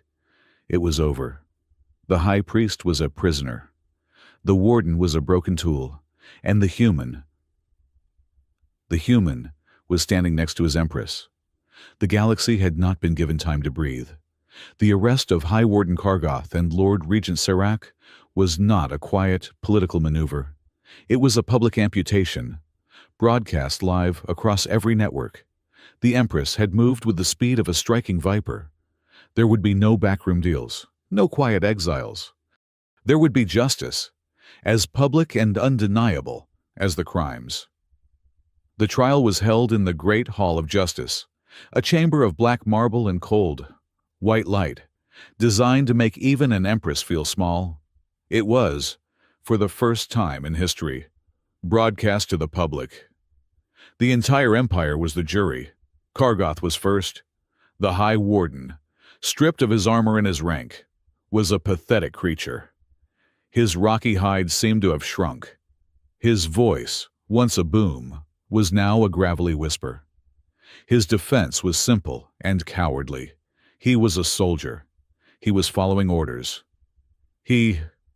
Lord Serac, he is the voice of our people.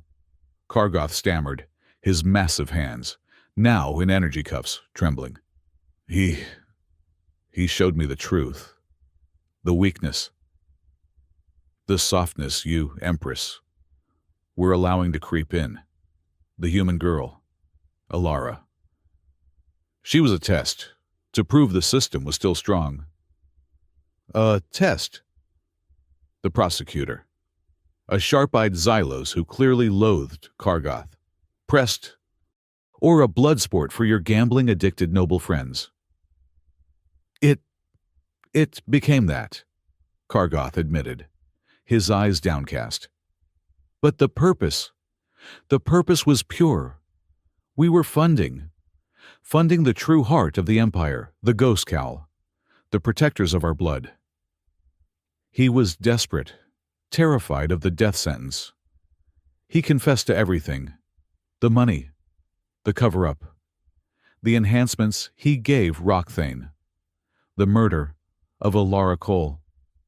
He threw himself at the Empress's mercy, a mountain reduced to rubble. Then came Serac. The former Lord Regent walked to the defendant's podium, not as a prisoner, but as a professor. He was uncuffed, a sign of respect for his station that he had demanded, and Naira, shrewdly, had granted. He wore his ceremonial robes, his face a mask of serene, academic superiority. He did not deny a single charge. He boasted about them. "Accused," he said, his dry voice silencing the entire hall. "I am not accused of anything. I am the architect of a preservation." "You, my Empress," he said, turning to Naira with a look of profound disappointment, as a teacher would a failed student. "You have forgotten the first truth. The truth upon which this empire was built." He began to pace, his voice rising, becoming a sermon. "Strength is purity, and purity must be maintained. You do not let a garden overgrow with weeds. You pull them, you burn them. This inclusion, this compassion. These are weeds. They are a disease of the soft-minded." "You call other species weeds?" the prosecutor asked, appalled. "I call weakness a weed," Serac snapped. The human girl. She was a perfect example. She had learned a fragment of our high language. A weed, growing where it did not belong. I pulled it. The Krellith. Rockthane. He was a fine tool, until the human broke him with his pity. You see, the human strength is a virus. It makes warriors question. It makes them ethical. And an ethical warrior is a useless warrior. He spread his hands wide, appealing to the warrior caste nobles watching. "I did what I did for the Empire. The Death Ring was a crucible, a way to test our bloodlines in secret, away from the Empress's delicate sensibilities, to find the true strength to fund an army. The ghost cowl. That would be ready when she, in her softness, inevitably failed. I am not a traitor. I am a patriot. I am the only one in this room who still understands what the Orion Empire is." It was a brilliant, terrifying, and utterly insane defense. He was admitting to treason, murder, and terrorism, and calling it civic duty. Empress Nira Valen stood. She did not need to speak long. The galaxy had heard. "Lord Serac," she said, her voice clear and cold. "You speak of purity, but I see only paranoia. You speak of strength, but I see only fear. You have taken our most sacred traditions and twisted them into a justification for your own bloody-mindedness. You were the high priest of our culture, and you were its worst heretic." The sentence was delivered. "High Warden Kargoth," she declared, "for your crimes, your cowardice, Midom, and your confession, you are stripped of all title and honor. You will be exiled to the salt mines of Cygnus III, where you will spend the rest of your natural life in hard labor." Kargoth collapsed, weeping. "Lord Regent Serac," she continued, her voice like ice, "for your crimes, your arrogance, and your complete lack of remorse, you are stripped of your name, your house, and your lands. You will be imprisoned in the Citadel of Shadows, in permanent isolation. You are so obsessed with purity. You may now spend eternity with the only person you deem pure, enough yourself." She was not finished. "All assets, all lands, all titles, from both of your houses, and from every noble found guilty of participating in your shadow ring, are hereby seized. They will be placed into a new public fund, the Victims' Restoration Trust. The wealth you stole through death will now be used to give life and support to the families you destroyed. The trial was over. The first wound was closed. The next day, Naira held a press conference. She sat at a simple, unadorned desk, with Aiden and Arya standing behind her. She did not wear her crown. She held up a simple data slate. "Yesterday," she said, "we excised a cancer. Today, we begin the healing." She signed her name to the document. "This is the new combat decree. As of this moment, all commercial, private, or unsanctioned death matches, in any form, are declared high treason against the Empire. Life is not a commodity. Honor is not for sale." She looked up at the cameras. "Furthermore, the Galactic Dojo will be reformed. Its doors will not be closed. They will be opened. The old definition of strength, the one based on purity and brute force, is dead. I prefer the human definition. That strength is a combination of intelligence, efficiency, discipline, and compassion." She nodded toward Aiden. "Human martial arts, and the philosophies of other non-traditional species, will be integrated into the core curriculum. From now on, the dojo will not teach you how to kill. It will teach you why. And when. You must not." The reforms sent a shockwave through the system, but the largest shock was yet to come. Rockthane had requested a meeting. He met Aiden not in the dojo, but in a small, public park near the Justice Hall. The Krellith was dressed in simple civilian robes, his carapace unpolished. He looked smaller. I have spoken to them," Rockthane said, his voice a low rattle. "The families of the ones Serac and Kargoth used me to kill, including the family of your sister." Aiden said nothing. He just listened. "There is no apology for what I have done," Rockthane said. His massive head bowed. "I do not ask for your forgiveness. I do not deserve it. I was a weapon. I was a monster. I know this." "You were a tool, Rockthane," Aiden said, his voice quiet. "Just like your enhancements. Serac used you. Kargoth aimed you." "It does not matter," Rockthane said, his voice cracking, a sound of deep, internal pain. "I let him, my pride, my belief in the purity of the fight. I am stained, forever." He looked up at Aiden, his multifaceted eyes clear. "I cannot be a warrior, not anymore. But I can be a warning. I have petitioned the Empress. I wish to be the new instructor at the dojo." Aiden raised an eyebrow. "Not a combat instructor," Rockthane clarified quickly. I want to be the first combat ethics instructor. I want to teach every new aspirant what it looks like to be a monster. I want to use my shame. I want to teach them how to see the hand of the manipulator, how to find the honor in stopping. I know I am not worthy, but I am qualified." Aiden looked at the broken champion. He was not asking for a job. He was asking for a penance, a way to build a life out of the wreckage. "I think," Aiden said slowly, "that is the first pure idea to come out of the dojo in a decade. I have one condition." Rockthane looked up, hopeful. "You have to teach them my move, the 13-second one. But you have to teach them the last part, the part where you stop, the part where you do not crush the artery, the part where you just hold them and win."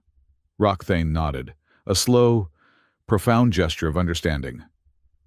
Yes, I will. Thank you." Aiden left him there. His quest for revenge was over. His quest for justice was beginning to bear fruit. He found Arya on the observation deck of the main spire, where they had first truly spoken. She was in her black and silver uniform, but her saber was off. She was watching the city move below. "He is a good choice," she said, without turning. "Rockthane. He will be a better teacher than a warrior." "He will be," Aiden agreed. He stood beside her. Not too close, but not far. The silence between them was comfortable. "So," she said, finally turning to him, "you have pulled the root. You have avenged your sister. You have redefined strength for an entire empire. What is next?" Aiden Cole, back to fixing gravity generators. He smiled, a small, genuine, relaxed smile. "I was thinking of taking a vacation. I hear the salt mines on Cygnus 3 are lovely this time of year." She laughed, a real, sharp, beautiful laugh. "Too soon." "Probably," he admitted. He looked at her. "What about you, back to guarding the Empress? Looking for more traitors?" "The Empress is safe, for now." She paused. I suppose this means we have to address the post-oligarchy overthrow item we penciled in." "Ah," Aiden said, his heart suddenly beating faster than it had in the fight with Sirach. "The dating item." "A human word," she said, turning to face him fully, her arms crossed, a nervous habit he now recognized. "It sounds inefficient." "It is," he said. "It is incredibly inefficient. It is illogical. It involves a lot of guessing and a distinct lack of clear strategic objectives." "It sounds terrifying," she said, a small smile playing on her lips. "It is," he agreed, "far more terrifying than the ghost cowl."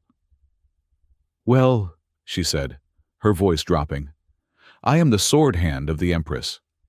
I am not supposed to be afraid of anything." "Neither am I," he said.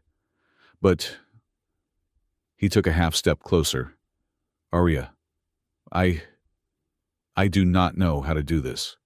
This part. My whole life for the past year has been about one thing. And now? It is over." "It is not over, Aiden," she said, and her hand, hesitant, touched his arm. It was the first time they had touched outside of combat. "It is beginning. You are not a technician, and you are not just a symbol. You are a man. And I would like to get to know that man, the one who is not trying to topple the government." "I can be that," he said. "But we should probably take it slow." "Yes," she said, her relief palpable. "Slow, like a strategic infiltration of feelings." "I like that," he said. "We can call it dating in armor. Just in case." "Idiot," she said, but she was smiling. The next day, the Star Garden was open to the public. It was no longer just the Empress's private meditation spot. It had become a public memorial. People came, by the dozens, then by the hundreds. Krelith, Xylos, humans. They came, and they brought flowers, small data slates with poems, and memorial lights. They placed them at the base of the central fountain. They were not just mourning Alara Cole. They were mourning all the victims. All the sons and daughters, the brothers and sisters, who had been fed to Serax and Kargoth's machine. Aiden came alone. He walked through the crowd, who parted for him, their expressions a mix of awe and gratitude. He carried a small, simple, wooden box. He reached the fountain. He looked at the sea of flowers. He knelt. He opened the box. Inside, folded neatly, was a simple, white cotton belt, the first one Alara had ever earned. the one she had packed when she came here, to show them. He laid it gently on the stone, among the flowers. He did not cry. He just let go. The weight he had carried, the cold, hard rock of vengeance. It just dissolved. It was done. He closed his eyes, and for the first time in over a year, he felt light. He had not just brought justice, he had brought peace to her and to himself. He stood up and turned, and he saw the city. The change was everywhere. On the walls of the lower city, where there used to be graffiti mocking the warrior caste, there was new art, murals. The symbol was everywhere. Not his face, but the number. 13, he saw one, painted in brilliant colors. It was a stylized image, a human hand, a soft-skinned hand, not clenched in a fist, but open. It was stopping, gently, a falling sword. The 13-second victory was no longer about speed.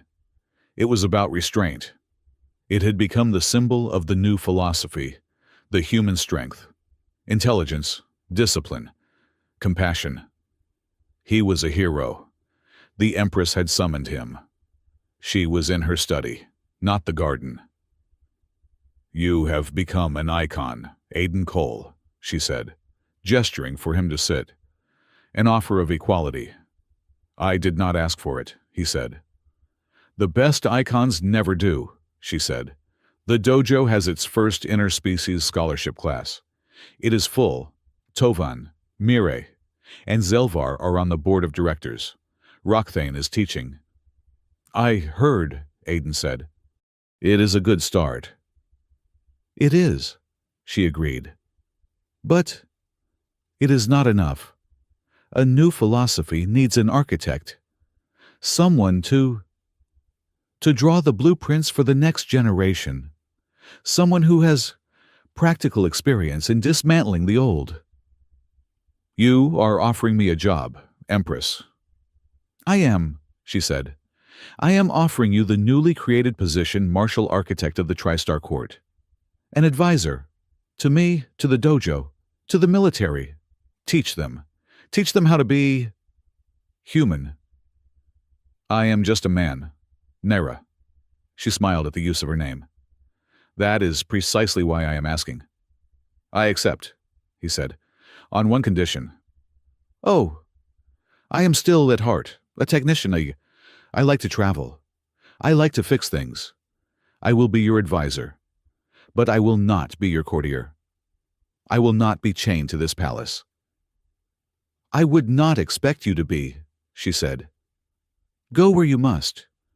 Fix what is broken. But always come back to Azura Prime. We will. We will need your perspective. And she smiled. "I will need a sparring partner who is not afraid to put me on the floor." "I can do that," he said. He left her office, a man with a new purpose. He walked past the grand hall, and he looked down into the main training arena. The dojo was reborn. It was not just Xylos and Krelith. It was everyone. He saw Tovin's nephew practicing a throw. He saw a Xylos, one of Kargoth's own bloodline, standing still, practicing the human art of breathing. He saw a dozen different species, all learning, all growing. A new spirit was rising in the heart of the old empire, a spirit of change, a spirit of hope, and it had all started. In 13 seconds, the arena was full again, but the energy, once a thrum of bloodlust and high-stakes politics, was now one of quiet anticipation. The banners of the old warrior houses still hung, but they seemed less like symbols of power and more like relics of a bygone age. Empress Naira Valen stood on the central podium, not in her ceremonial armor, but in a simple, deep blue gown. At her side was Arya Cade, and on her other, Aiden Cole. He was not wearing a uniform. or the gray fatigues of a technician. He wore a simple, black, high-collared tunic, a sign of his new, undefined role. Today was the star selection, remade. It was no longer about naming a single, ultimate warrior. It was about ratifying a new philosophy. "We are here," Naira announced, her voice echoing in the transformed hall, "to name a new star protector. We have seen the candidates. We have seen the trials. But our definition of protector has evolved." She turned to Aiden. The crowd, a mix of every species in the Empire, watched. They expected her to name him. He was the hero. He was the 13-second human. Aiden stepped forward. He held up a hand, a quiet, simple gesture. "I am not a warrior," he said, his voice amplified. It was a strange echo of the first words he had ever spoken in this arena, when he had tried to refuse the challenge. But now, the words had a different meaning. "A warrior's goal," he continued, "is to win a fight. A warrior's life is defined by conflict. I do not want that. For myself or for the Empire." He looked at Nira, and she smiled, a small, knowing expression. He was, once again, deviating from the script. "I am a teacher," he said, "and a technician. I am a man who wants to fix what is broken.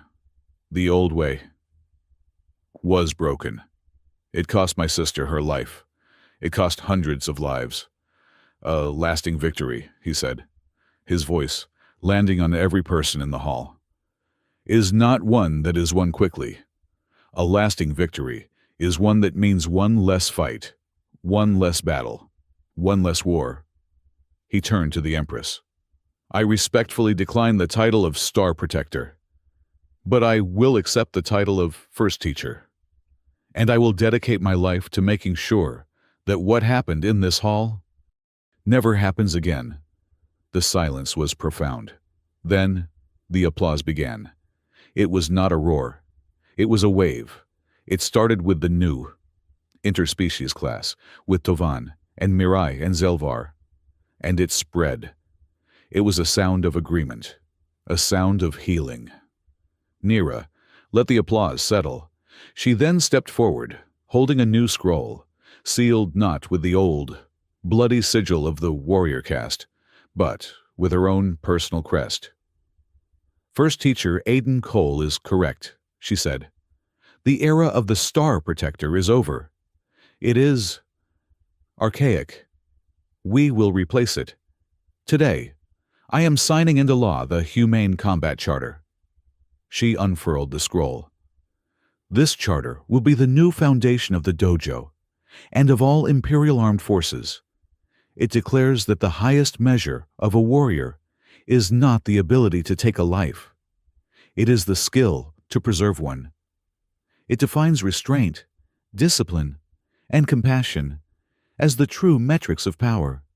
It codifies into law that the ultimate goal of strength is not to dominate, but to protect all." She signed her name with a flourish. The new era had officially begun. Later that evening, the celebration was quiet. It was held in the Star Garden, the memorial that had once been Naira's private sanctuary. The mood was one of relief, of a shared breath finally released. Aiden was standing alone by the fountain, looking at the white belt he had left for his sister, now surrounded by a mountain of flowers from a grateful populace. He felt a presence beside him. "It is a good speech," Arya Cade said. She had changed out of her uniform and was wearing a simple, dark blue tunic that mirrored his. The part about one less fight. Very efficient. "I am a technician at heart," he said, smiling. "So," she said, her voice dropping, "the Empress has her charter. The galaxy has its new philosophy. I have a question about standards." Standards. "Yes," she said, her tone light, but her eyes serious. "We have established a new baseline for combat ethics, but we have not yet established a standard for post-meeting decorum." Post-meeting decorum, he asked, turning to face her. Yes, she said, crossing her arms, her old defensive posture. But now, he could see the slight smile she was trying to hide. For instance, when a high-stakes, multi-month-long mission to overthrow a corrupt shadow government is concluded, what is the appropriate debriefing protocol? He caught on. His heart did that strange, inefficient thing it did when he was near her. Ah, you are talking about the strategic infiltration of feelings. I am, she said. Specifically, the part where we kiss, he offered, his voice dry. See, she said, gesturing. You just say it. No protocol. No form. It is anarchy. What if I was not prepared? What if I had not calibrated my breathing? He laughed. A real, full laugh. Arya, are you asking me to kiss you? I am asking, she said, her eyes glittering. What the standard is for all future meetings. He took a step closer. The air between them, once electric with danger, was now electric with something warmer. The standard sword hand, he said, his voice low, is that we probably need to schedule a separate, dedicated breathing practice session. A breathing practice session, she repeated, as if tasting the words. Strictly for calibration, he said, his face now just inches from hers. That, she whispered, her arms uncrossing, her hands finding their way to his chest. Sounds highly inefficient. Terribly, he whispered back, just before he kissed her. It was not a kiss of high drama or desperation. It was a kiss of arrival. It was quiet and certain, and it felt, to both of them, like the first truly sane thing that had happened in a year. It was much later, after the guests had left, that Naira found him. He was, once again, at the fountain, alone. The night was cold, but the garden was peaceful. She is good for you, Naira said, her voice soft. She came to stand beside him. She worries, which is a new and fascinating development for her. I am good for her, too, Aiden said, his confidence no longer a shield, but a simple fact. We calibrate each other. I am glad. Naira was quiet for a long time. The only sound was the water. Aiden, you have your truth, you have your justice, but you do not have the whole truth. Not yet. Aiden turned, his brow furrowing. What do you mean, the night you won? The 13 seconds. My applause, she said, looking at him. It was not just for your message. It was not just for your victory. What was it for? It was a signal, she said. A signal of protection. I was not just applauding your victory. I was claiming you. I was telling Serac and Kargoth and every purist in that room. This one is mine, touch him, and you touch the throne. Aiden was stunned. You knew I was going to be a target. I knew, she said, because I owed you. Or rather, I owed your mother. The world tilted. My mother. My mother was... She was a researcher and she died a decade ago. She was a xenobiologist, Naira said, her eyes distant. On a research vessel, the Odyssey. It was attacked by pirates in the Outer Rim.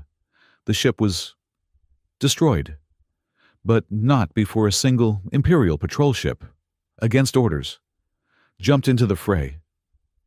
I was on that patrol ship, a very young, very stupid princess on her first goodwill tour. She looked at him. We saved 3 people. A pilot, an engineer, and your mother. I sat with her for 3 days. She was brilliant. She spoke about a new theory, the gravity core. Not as a weapon, as Serac believed, but as a metaphor, an adaptability, a human anchor. She gave me this. Naira reached to her neck, and from beneath her gown, she pulled a small, simple chain. On it was a piece of polished metal, a fragment of a data drive. I have the other half of that, Aiden whispered. My father. He wore it. He said it was the last thing she gave him. She made me promise, Nira said, her voice thick with an old memory. She made me promise that if I ever met another human, I would look after them, she said. We are not as weak as we look. We just need a chance. I owed her a life. Aiden. I owed humanity a life. When you appeared in my dojo, I thought perhaps I could finally pay that debt. Aiden was reeling. His entire quest had been built on a foundation he never knew existed. But, Alara, he said, his voice catching. My sister. The ritual code. How did she know it? Naira's face hardened. That is the other half of the truth. She did not learn it from an ancient text. The ritual codex is just a carrier wave, a piece of software. It can be updated. I do not understand. Arya, Naira said, her voice heavy with an old sorrow. Arya has a project, her own secret mission. She never forgave Serac for what the purity system did to her. She used to disguise herself. As a lower caste worker, she would sneak into the lowest level fighting dens, the ones Serac secretly funded. And she would try to find the victims, the ones who were trapped. Nira looked at him, her eyes filled with pain. She would teach them. She would teach them techniques, ways to survive, and she taught them the code, the plea, a new modified version. A version that would, she hoped, get my attention if one of them ever made it to the arena. A get-out-of-jail-free card, as you humans would say. Aiden's blood ran cold. He saw it. He saw the final terrible piece. Alara, he whispered. Yes, Naira said. Arya found her. In the aspirant program, she saw Alara's file. She knew she was a target. Like she taught her. She tried to give her the code, a way to escape, a way to call for help. She failed, Aiden said. The words like ash. She failed, Naira confirmed. Arya? She was not there the day of the trial. She was called away by Serac. A coincidence, I am sure. Nira's voice was acid. By the time Arya got back, Alara was dead. And Arya. Arya has been carrying that guilt. Ever since. Aiden felt the ground beneath his feet. He felt the cold stone. He felt the hole in his life, the one Alara had left. Finally, close. It was not a story of revenge. It was a story of failure and sacrifice and a desperate, flawed attempt to do good in a broken system. He had to find her. He found her on the training floor. The dojo was dark, empty, lit only by the pale violet light of the azure sky. She was practicing. She was moving through a kata, a sequence of blindingly fast, angry movements.